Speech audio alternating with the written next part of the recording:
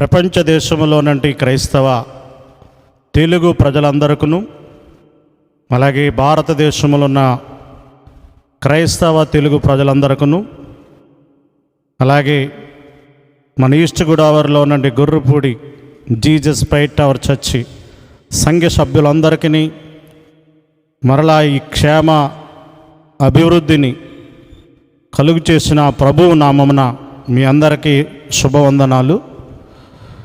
మరలా ఈ సమయంలో ఈ పునరుద్ధాన దినాన్ని దేవుని వాక్యము ద్వారా మిమ్మల్ని అందరినీ కలుసుకునే గొప్ప భాగ్యం ప్రసాదించిన ప్రభువు నామమునకే మహిమ కలుగును గాక.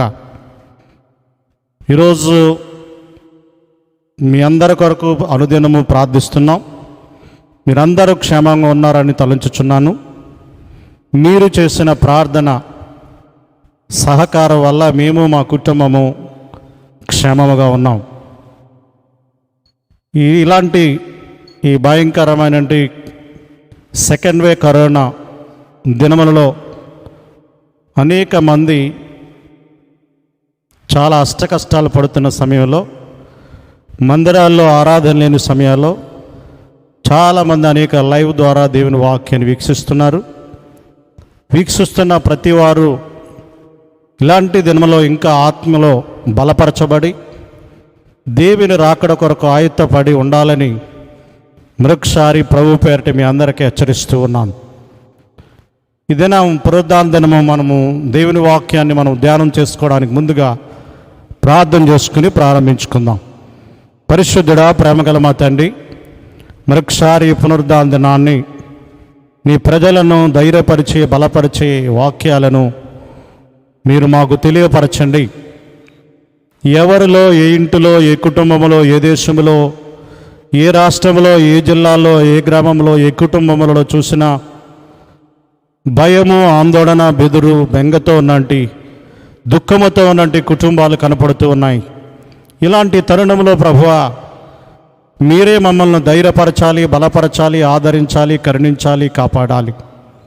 కనుక ఈ సమయంలో మరొకసారి నీ దక్షిణాస్తాన్ని రెండవ మారు మాపై చాపి నీ బాగుల్యమైన హస్తము చేత చేసి స్వస్థపరిచి, మా దేశాన్ని స్వస్థపరిచి, మా రాష్ట్రాన్ని స్వస్థపరిచి, మా జిల్లాలను స్వస్థపరిచి, మా గ్రామాలను స్వస్థపరిచి, మా కుటుంబాలను స్వస్థపరిచి మీరే మహిమ, ఘనత, ప్రభావములు పొందమని ఈ వాక్య సందేశం ద్వారా మరంతా నీ బిడ్డల ఆత్మీయతలో వర్ధిల్లే భాగ్యమును దయచేయమని యేసు నామమున ప్రార్థించి స్తుతించి అడిగి వేడుకుంటున్నాం తండ్రి, ఆమేన్.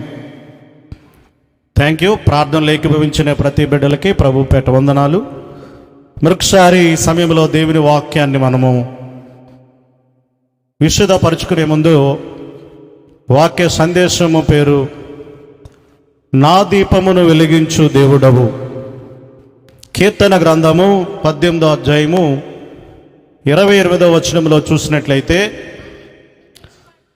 నా దీపమును వెలిగించువాడువు నీవే,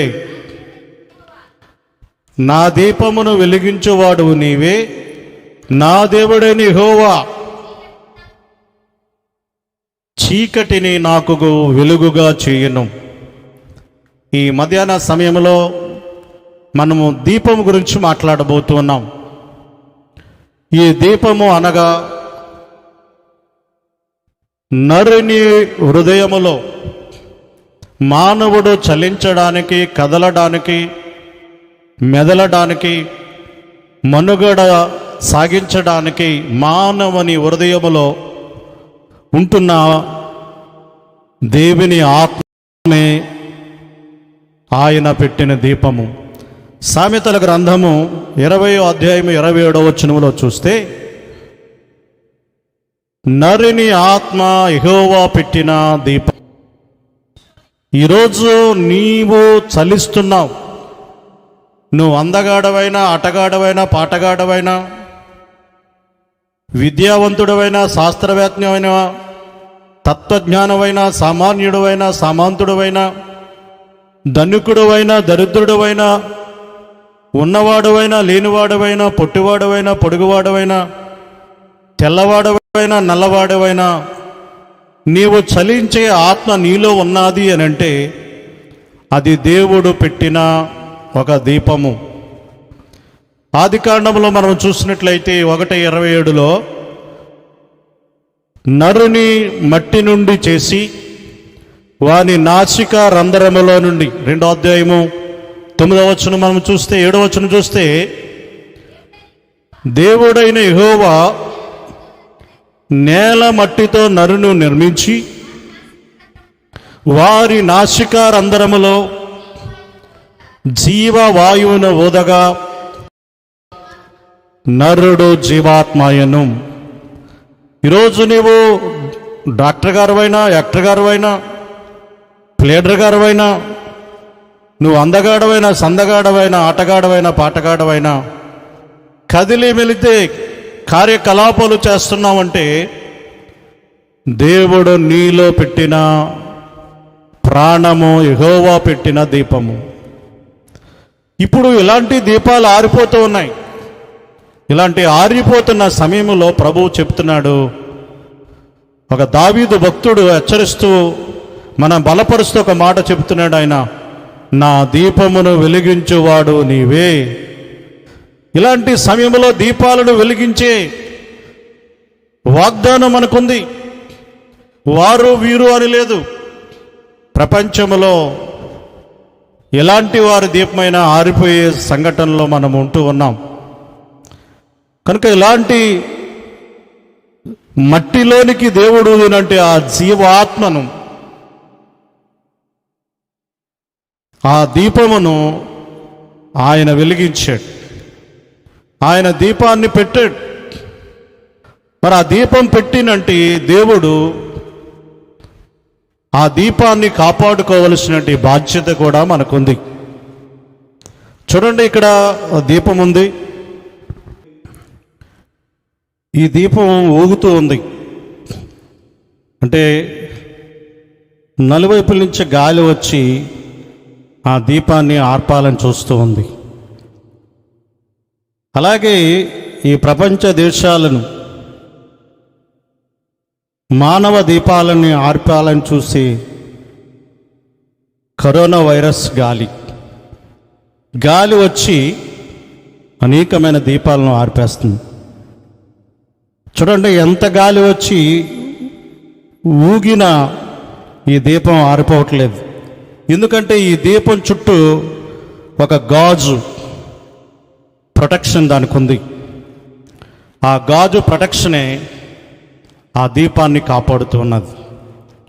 ఈరోజు మన దీపాలు అనేకమైనవి ఆరిపోవడానికి గల కారణం ఏమిటంటే మనం కాపాడుకోలేకపోతున్నాం. ఆ కాపాడగలిగిందే ప్రార్థన. మనం ఈ ఖాళీ సమయాలలో చాలామంది టైంను ప్రార్థనలో గడపలేకపోతున్నారు.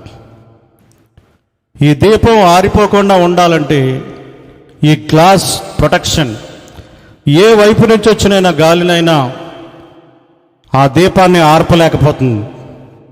ఎందుకంటే దానికి గ్లాస్ ఒక ప్రొటెక్షన్ మనకుంది.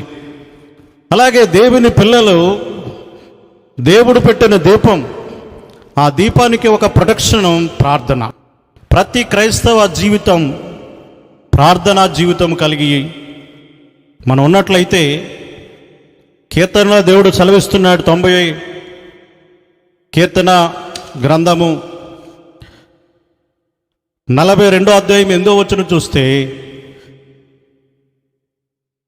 జీవదాత అయిన దేవుని గురించి ప్రార్థన మీకు తోడుగా ఉండును.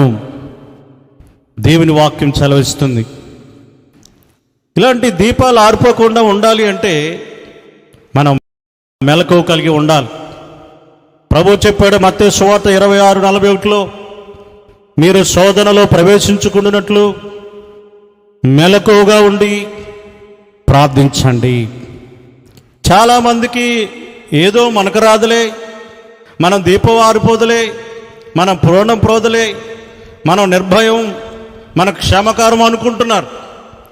కానీ మన దీపానికి చుట్టూ ఒక ప్రొటెక్షన్ ఉందో లేదో మనం తెలుసుకోలేకపోతున్నాం. కనుక మన దీపానికి చుట్టూ ప్రొటెక్షన్ నీ ఏసీ రూమ్ కాదు, నీ బిల్డింగ్ కాదు, నీ అంతఃపురము కాదు, నీ గోడలు, నీ మేడల మిద్దులు కాదు. నీ ప్రాణానికి ప్రొటెక్షన్ ప్రార్థన. అందుకే ప్రభు చెప్పాడు, మీరు శోధనలో ప్రవేశించుకున్నట్లు మెలకువగా ఉండి ప్రార్థించమని. చూడండి, మత్తయి సువార్త 25వ అధ్యాయము మనం చూసినట్లయితే 10 మంది దీపాలు వెలిగించుకుని బయలుదేరారు. 25 మొదటి నుంచి మనం చూసినట్లయితే 10 మంది కన్యకలు దీపాలు వెలిగించుకుని పెండ్లి కుమారుని ఎదుర్కోవడానికి సిద్ధమ్మ కలిగి వెళ్ళారు. వెళ్ళేటప్పుడు వాళ్ళు దీపాలన్నీ వెలిగించుకుని వెళ్ళారు. వాళ్ళు అన్నీ కూడా 10 మంది దీపాలు సమానముగానే వెలిగాయి. 10 మంది దీపాలు కూడా చాలా పర్ఫెక్ట్గా వెలిగాయి. ఆ వెలుగుతూ వెలుగుతూ వెలుగుతూ పెండ్లి కుమారుని కొరకు ఎదురు చూస్తున్న సమయంలో అందులో 5 దీపాలు ఆరిపోవడం ప్రారంభించాయి. ఎందుకు ఆరిపోవడం ప్రారంభించాయంటే 5వ వచనం చూస్తే, వారు కునికి నిద్రించిరి. కునికి నిద్రించిరి. ఓ క్రైస్తవ జనాంగమా, నీవు మెలకు కలిగి ఉండు, ఎలక్ట్ కలిగి ఉండు, చురుకు కలిగి ఉండు. కొంత ఎక్కువ సమయాన్ని ప్రార్థనలో గడుపు. అప్పుడే నీ దీపానికి గొప్ప ప్రొడక్షన్, అప్పుడే నీ దీపానికి గొప్ప కాపుదల ఉంటుంది. ఈ 5వ వచనంలో చూసినట్లయితే, వచ్చేటప్పుడు వారు దీపాలు సమానంగా వెలిగాయి. 10 మంది ఒకే రకంగా వెలిగాయి. పెండ్లి కుమారుడు ఆలస్యము చేస్తుండగా అందులో ఒక 5 దీపాలు మిలుకుమని ఆరిపోవడం ప్రారంభించి. ఎందుకు ఆరిపోతున్నాయి? చాలామంది క్రైస్తవులు ఎందుకు చనిపోవాలి, దైవజనులు ఎందుకు చనిపోవాలని అడుగుతూ ఉన్నారు. నిజమే, ఒక కారణమే, నిర్లక్ష్యముగా ఉండొద్దు. ఏ వైపు నుంచి వచ్చి గాలి ఈ దీపాన్ని ఆర్పాలని చూస్తుందో మనకు తెలియట్లేదు. అందుకనే 4 వైపులా మనం ప్రార్థన అనే ప్రొటెక్షన్ కలిగి మనం ఉండాలి. వీళ్ళ కునికి నిద్రించారు. పర్వాలేదులే, ఇంకా పెండ్లి కుమారుడు రావట్లేదు, ఇంకా ఆయనకు చాలా టైం ఉంది, ఇంకా ఆలస్యం అవుతుంది అని చాలా నిర్లక్ష్య వైఖరితో వారు ఉన్నారు. వృక్షార్ నా ప్రియమనంటే జనాంగమా, దేవుని వాక్యం ఏంటనంటే క్రైస్తవ బిడ్డలారా, నిర్లక్ష్య వైఖరితో ఉండొద్దు. ప్రాణము చాలా విలువైనది. ఈ ప్రపంచ దేశాల్లో ప్రాణము కంటే విలువైనది మరొకటేదీ లేదు. దేవుడే ఆ ప్రాణమును, దేవుడే పెట్టిన దీపం. ఆ దీపం ఎడల నిర్లక్ష్యంగా నీవు ఉండకూడదు. చాలా నిర్లక్ష్యంగా ఉన్నారు వీళ్ళు, నిర్లక్ష్యంగా ఉన్నారు. దీపాలు ఆరిపోయే సమయం అయిపోయింది, ఆసన్నమైపోయింది. దీపాలను పట్టించుకోకుండా నిద్రపోతూ ఉన్నారు. ఈ సమయంలో క్రైస్తవ బిడ్డలందరూ కూడా కాస్త నిద్ర తగ్గించండి, బైబిల్ ఎక్కువ చదువుకోండి, దేవుని వాక్యాన్ని వినండి, దేవుని వాక్యాన్ని ధ్యానించండి, దేవుని కొరకు ఎక్కువ ప్రార్థించండి. నీ దీపానికి ప్రొటెక్షన్ అదే కలిగి ఉంటుంది. అదే మనకు కలిగి ఉండేది, అదే మనల్ని కాపాడేది. వీళ్ళ నిద్రించడం వల్ల వారి దీపాలు ఆరిపోవడం ప్రారంభించాయి. పెండ్లి కుమారుడు రాబోతూ ఉన్నాడు. పెండ్లి కుమారుడు స్వరం వినబడింది. పెండ్లి కుమారుడు బూరల శబ్దం వినబడుతున్నాయి. వీరికి మెలికి వచ్చి తొందర పడిపోతూ ఉన్నారు. మెలికి వచ్చి కంగారు పడుతూ ఉన్నారు. ఆ కంగారి, ఆ మెలకువతాను ముందే ఉండొచ్చు కదా. జరిగిపోయిన తర్వాత ఎందుకు టెన్షను, జరిగిపోయిన తర్వాత ఎందుకు భయం, జరిగిపోయిన తర్వాత ఆందోళన ఎందుకు? జరగక మునిపే మనం మెలకువ కలిగి ఉందాం. ఏ కీడు మన మీదకి రాక మునిపే ఎలక్ట్ కలిగి ఉందాం. ఏ శోధన మన మీద రాకుండానే మెలకువ కలిగి మనం ప్రార్థిద్దాం. వచ్చిన తర్వాత కంగారు పడుతున్నారు. పెండ్లి కుమారుడు వచ్చిన తర్వాత కంగారు పడుతున్నారు. వచ్చిన తర్వాత కంగారు పడిన లాభం లేదు. వచ్చిన తర్వాత వాళ్ళ దీపాలు ప్రకాశవంతమైనవిగా 5 వెలుగుతున్నాయి. వీళ్ళ దీపాలు గుడ్డు దీపాల్లాగా ఆరిపోతున్నాయి. ఆందోళన చెందుతూ ఉన్నారు, వాళ్ళు కంగారు పడుతూ ఉన్నారు, వేదన చెందుతూ ఉన్నారు. అయ్యో నా దీపాలు ఆరిపోతున్నాయి, అయ్యో నా దీపాలు ఆరిపోయేలా ఉన్నాయి, కొంచెం నూనె కావాలి అని చాలా వేదన కలిగి ఉన్నారు. ఎప్పుడా వేదన? నిద్రపోయి సమయం నిద్రకిచ్చేసి, ప్రార్థన సమయం నిద్రపోయి మెలకువగా ఉండే సమయం నిద్రపోయి, శోధన సమయంలో నిద్రపోయి, దీపం ఆరిపోతుందేమని భయం లేక, నీ ప్రాణం పోతుందేమని భయం లేక, ఏ నలుగుమూల వచ్చి నా దీపాన్ని ఏదైనా ఆర్పేస్తుందని భయం లేకుండా నిర్లక్ష్య వైఖరితో క్రైస్తవం నిద్రపోతూ ఉన్నది. అలా నిద్రపోకుండా వీరు తమ దీపాలను 5 కాపాడుకోగలిగారు. మిగిలిన 5 తన దీపాలు ఆరిపోవడానికి ప్రారంభించి, దీపం ఆరిపోకుండా ఉండాలంటే నూనె కావాలి అడుగుతున్నారు పక్క వాళ్ళని. అయ్యా నూనె ఇవ్వండి, అయ్యా నూనె ఇవ్వండి, అయ్యా అమ్మా నూనె ఇవ్వండి అని అడుగుతున్నారు. నూనె అనగా ప్రార్థన. నీవు ప్రార్థనని ధూపం, ప్రార్థనని ధూపంను వేస్తే నీ దీపం వెచ్చము వెలుగుతూ ఉంటుంది. చాలామంది ప్రమిదలు పెడతారు, కొన్ని చోట్ల దీపాలు పెడతారు, వాటిలో ఆరిపోకుండా అనుదినము అనుక్షణము దాంట్లో సౌరు పోస్తూ ఉంటారు. అలాగే మనం క్రైస్తవ బిడ్డలం కూడా విలువైన మన ప్రాణాలను పోగొట్టుకోకుండా, విలువైన మన దీపాలు ఆరిపోకుండా నిత్యము ప్రార్థించాలి. అందుకే ప్రభు చెప్పాడు, మీరు శోధనలో ప్రవేశించకుండానట్లు కొంతసేపు మెలకువగా ఉండలేరా? మీరు శోధనలో ప్రవేశించకుండానట్లు మెలకువ కలిగి ప్రార్థించండి. వీళ్ళ దీపాలు ఎందుకు ఆరిపోతున్నాయని ఆందోళన చెందుతున్నారంటే మెలకువతనం లేక. నా ప్రియమైన జనాంగమా, మెలకువగా ఉందాం, ప్రార్థిద్దాం. 2 ఉంటే కుటుంబార్థన పెట్టండి, 3 ఉన్న కుటుంబార్థన పెట్టండి. ఇక వేళ చర్చెస్లోకి వెళ్ళడానికి అవకాశం లేని దినాలలో మనం ఉన్నాం కాబట్టి మీ గృహాలని మందిర స్థలాలుగా దేవుని స్తుతించండి. 2 ఉన్నా, 3 ఉన్నా, 4 ఉన్నా ఒక 2 పాటలు పాడి వాక్యం చదివి ప్రతి వారు ప్రార్థించండి. కొన్ని కార్యక్రమాలు కుటుంబం అందరూ కలిసి ఏ విధంగా అయితే నిర్వర్తిస్తామో దేవుని మన దీపాలను కాపాడుకొనడానికి కూడా మనము కూడా అలాగ నిర్వర్తించాలి. ప్రార్థించుకోవాలి, బైబిల్ చదవాలి, దేవుని స్తుతించాలి. ఆ దేవుని స్తుతి ప్రార్థనే, ఆ ధూపమే ఇదిగో ఈ దీపానికి గాలి వేసి ఊగుతున్న 4 వైపుల నుంచి వచ్చిన గాలిని ఆపలేకపోయే ప్రొటెక్షన్ దీనికి ఒక గ్లాస్ ఉంది. దేవుడిని ప్రాణాన్ని ఒక గ్లాసులో పెట్టి కాపాడుతున్నట్టుగా చేయగలిగిందే ప్రార్థన. ప్రార్థన లేని జీవితం ఏ రోజు ఏ శోధన మన మీదకి వస్తుందో తెలియని దినాల్లో ఉన్నాం. విలాప రాసిన పత్రిక, ప్రవక్త రాసిన గ్రంథము 2వ అధ్యాయము 19వ వచనం చెప్తున్నాడు, రేయి మొదటి జామున మర్ర పెట్టము, నీళ్లు కుమ్మరించినట్లు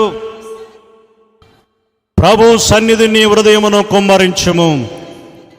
ఏదో అలవాటు ప్రార్థన చేయొద్దు, నీ హృదయాన్ని కుమ్మరించు. అవసరమైతే నీ గదిలోనికి వెళ్ళి సాష్టాంగ నమస్కరించు.